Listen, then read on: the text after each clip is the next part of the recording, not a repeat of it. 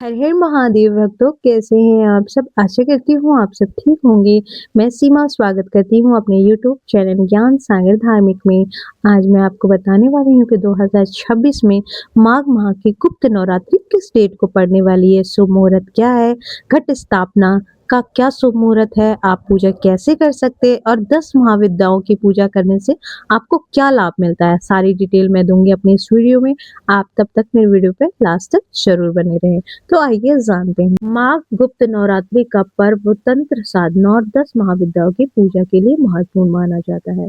शुभ मुहूर्त में घट स्थापना कर गुप्त रूप से माँ दुर्गा का पूजा किया जाता है। हिंदू धर्म में नवरात्रि का पर्व माँ दुर्गा की उपासना के लिए सर्वश्रेष्ठ माना गया है।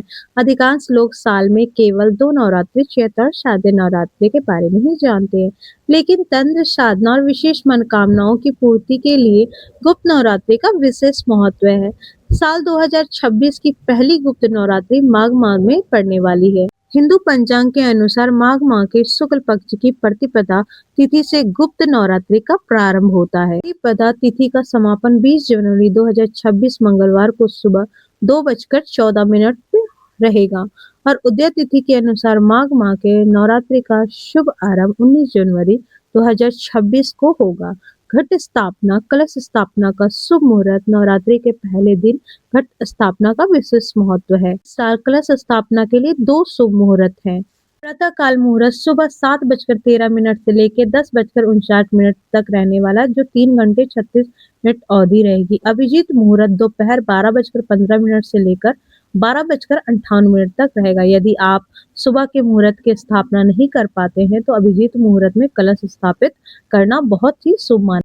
10 महाविद्याओं की साधना होती है। गुप्त नवरात्रि में समान नवरात्रि की तरह माँ दुर्गा के 9 रूपों को साथ साथ विशेष रूप से 10 महाविद्याओं की भी पूजा की जाती है। इसमें से माँ काली, माँ तारा, माँ त्रिपुरा सुंदरी, माँ भुवनेश्वरी, माँ छिन्नमस्तक, माँ त्रिपुरी भैरवी, माँ धूमवती, माँ बंगलामुखी और माँ तंगी विद्याओं की गुप्त नवरात्रि में पूजा अर्चना की जाती है।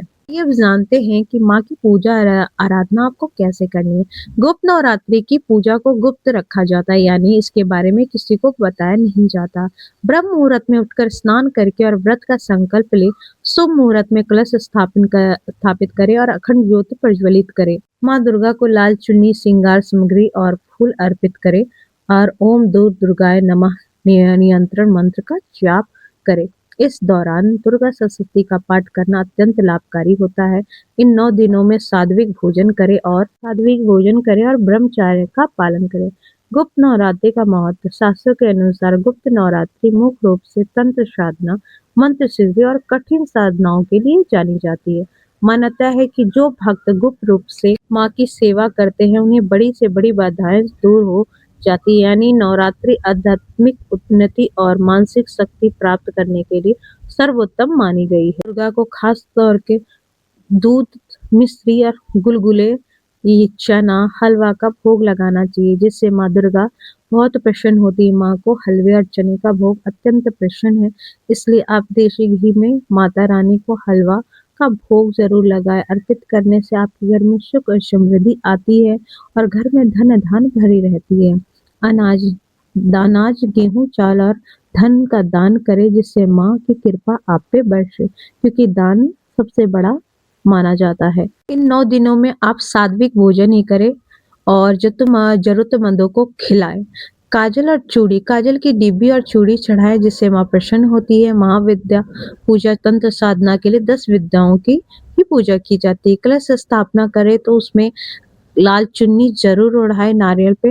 ऐसा करने से सौभाग्य और सुख समृद्धि बनी रहती है। मैंने आपको बताया कि 2026 में गुप्त नवरात्रि माघ माह की कब है, पूजा अर्चना क्या है, महत्व क्या है, आप कैसे माँ की आराधना कर सकते हैं। अगर आपको मेरी ये वीडियो पसंद आई हो तो प्लीज आप मेरे चैनल को लाइक, सब्सक्राइब, शेयर जरूर करें और कमेंट में हर हर महादेव जरूर लिखें।